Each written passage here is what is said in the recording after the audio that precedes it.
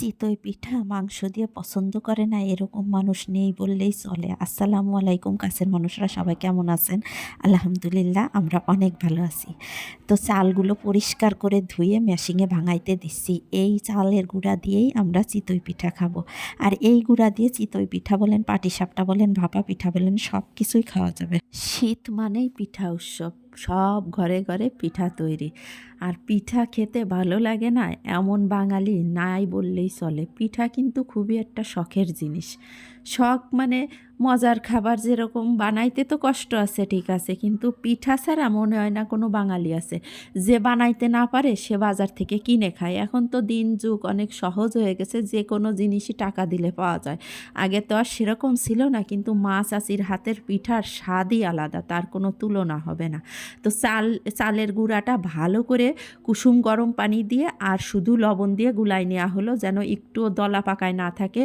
পুরো সুন্দর করে গুলানোর পরে আর ওইদিকে হলো যেটা হলো সাজ, আমরা তো সাজ বলি, আপনারা কি বলেন? যেটা পিঠা দেওয়া হয় সেটারে আমরা সাজ বলি। সাজের মধ্যে একটু লবণ দিয়ে রাখা হয়েছে, লবণগুলা গরম হয়ে যাওয়ার পরে তারপরে মুছে পরিষ্কার করে এবার পিঠা দিয়ে দিলাম। আর লবণ দিয়ে, এটা হলো একটা টিপস, লবণ দিয়ে যদি সাজ গরম করে নেন তাহলে কিন্তু পিঠা আর নিচে লাগবে না, সুন্দর মতো উঠে যাবে। তো পরপর করে এক একটা পিঠা দিয়ে দিলাম। আর পিঠা যখন প্রথমে হবে তখন কিন্তু গরম গরম আগে সবাই খাইয়ে নিতে হবে। এক জায়গায় বসে গরম গরম যখন এই চিতই পিঠা খাবেন, ধোঁয়া উঠবে, খাইতে যে কি মজা, এমনিই খাওয়া যায়। আর চিতই পিঠা তো দুধ দিয়ে ভিজাই, দুধ চিতই, তারপরে গুড় দিয়ে ভিজাই ভিজাই খান, তারপরে ভর্তা দিয়ে খান, মাংস দিয়ে খান, সব কিছু দিয়ে এই পিঠা খাওয়া যাবে। এই পিঠার কোনো তুলনা হবে না। আমার কাছে মনে হয় আমাদের দেশের জাতীয় পিঠা হওয়া উচিত চিতই পিঠা। যা ঝালও ভাল লাগে, মিষ্টিও ভাল লাগে, ভর্তায়ও ভাল লাগে, চা দিয়েও ভাল লাগে, সব কিছু দিয়েই খাওয়া যায়। আর শীতের সময় তো যে কোনো পিঠা খেতে অনেক মজা লাগে। ভাপা পিঠা, চিতই পিঠা, পাটিসাপটা, পুলি পিঠা, সব কিছু।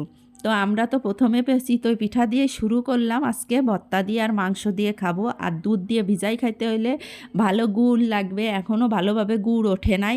তারপরে ভালো দুধ লাগবে, দুধ ঘন করে জাল দিতে হবে, সব কিছুই লাগে। সব জিনিস যদি পরিপূর্ণ না হয় তাহলে কিন্তু পিঠার স্বাদ লাগে না। তো আজকে আমরা সেজন্য শুধু, আমাদের ঘরে গুড়ও নাই দুধও নাই, তো আমরা আজকে মাংস রান্না করছি, সেজন্য চিতই পিঠা খাচ্ছি। আর বাদ বাকি গুঁড়া শুকাই রাখা হয়েছে, যে কোনো সময় যে কোনো পিঠা তৈরি করে খাওয়া যাবে।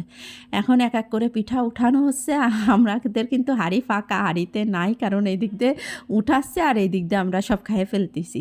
তো গরম গরম চুলার পাড়ে বসে পিঠা খাওয়ার তো স্বাদই আলাদা। যেমন গরম তাপ লাগতেছে সেই রকমই পিঠাও গরম, সব মিলায় অসাধারণ। আর গ্রামের বাড়িতে তো ভালোই ঠান্ডা পড়ছে, ভালো মানে অনেক ঠান্ডা।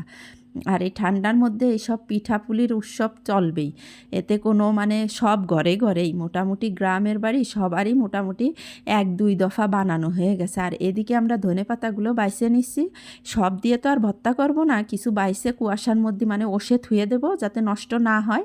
আর কিছু দিয়ে হলো ভর্তা করব। কাঁচামরিচ আর তেঁতুল নিছি, তেঁতুল, কাঁচামরিচ, ধনেপাতা একসাথে বাইটে, সাথে কয়টা রসুন আর স্বাদ অনুযায়ী তো লবণ দিতেই হবে।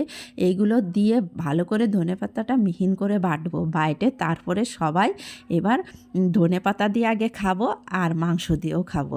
তো আমাদের পিঠার তৈরির ভিডিও আপনাদের কেমন লাগলো অবশ্যই কমেন্ট করে জানাবেন। আর অবশ্যই আপনারা বাসায় পিঠা তৈরি করে খাবেন। পিঠা তৈরি করা কিন্তু বেশি কঠিন বিষয় না, আবার সবার হাতে পিঠা হইতেও চায় না, এটা একটা হাতেরও যশ লাগে। তো পিঠা সুন্দর হইলেই যার হাতে যেমন যশ সেমনই হবে।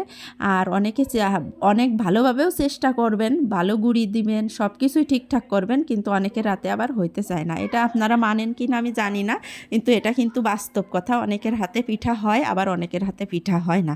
তো অনেক কথা বলে ফেললাম, আপনারাও শীতের সময় পিঠা তৈরি করে খান। তো সবাই সুস্থ থাকবেন, ভালো থাকবেন। আজকের মতো এখানেই শেষ করছি। আল্লাহ হাফেজ।